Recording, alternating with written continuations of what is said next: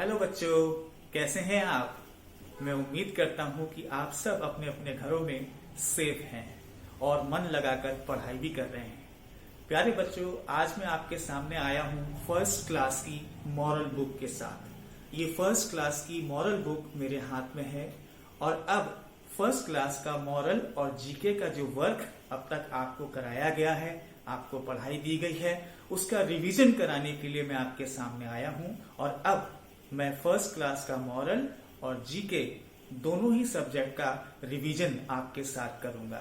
सो प्यारे बच्चों, मैं इस मॉरल बुक से पहली story the sparrow and the ant आपके साथ शेयर करने जा रहा हूं और इसका टाइटल है let's learn true friends help each other.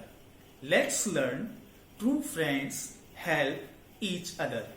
तो प्यारे बच्चों, इसी टाइटल के साथ मैं आपके साथ ये स्टोरी शेयर करूंगा।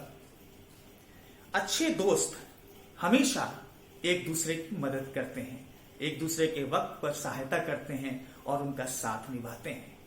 ऐसी ही बड़ी इंटरेस्टिंग कहानी है ये फर्स्ट क्लास की मॉरल बुक के फर्स्ट लेसन में एक चींटी की और एक स्पैरो चिड़िया की।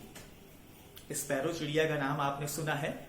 जी हाँ, आइए आपको मैं ये स्टोरी सुनाता हूं।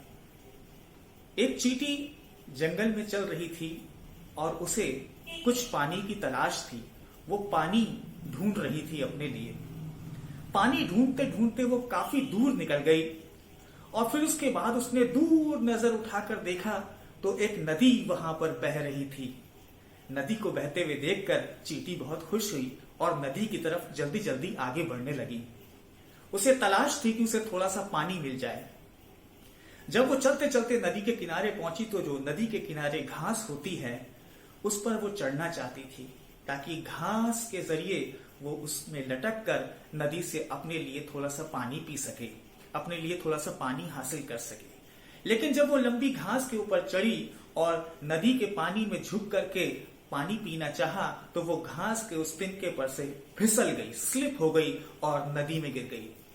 पानी की धारा बहुत तेज थी और वो चींटी पानी की धारा का सामना नहीं कर सकी और वो वहां पर बहुत जद्दोजहद करने लगी, कोशिश करने लगी कि वो किसी भी तरीके से किनारे पर पहुंच जाए, लेकिन नदी का बहाव बहुत तेज था। वहीं उस नदी के किनारे एक पेड़ था और उस पेड़ पर स्पैरो चिड़िया रहती थी। वो ये सब कुछ देख रही थी और ये देख करके उसे बड़ा दुख लगा कि एक चींटी नदी के बहाव में संघर्ष कर रही है और मुझे उसकी मदद करनी चाहिए।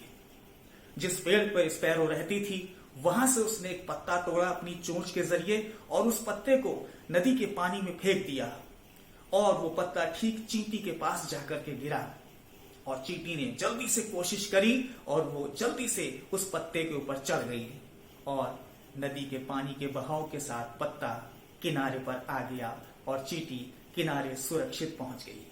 और जब उसने नजर उठा के देखा कि किसने मेरी मदद की है तो उसे पेड़ पर स्पैरो चिड़िया दिखाई दी और उस चींटी ने स्पैरो को थैंक यू बोला और कहा कि थैंक यू फ्रेंड, आज तुमने मुझे मरने से बचा लिया। ये एहसान मैं कभी जिंदगी भर तुम्हारा नहीं भूलूंगी और मैं जिंदगी भर तुम्हारी शुक्रगुजार रहूंगी। ठीक इसी प्रकार से बच्चों, जब कोई हमारी हेल्प करता है, हमारी मदद करता है, हमेशा हमें उसे धन्यवाद देना चाहिए और कभी किसी के एहसान को भूलना नहीं चाहिए। किसी की मदद को, जो उसने हमारे बुरे वक्त में हमारी सहायता की है, हमें कभी भूलना नहीं चाहिए।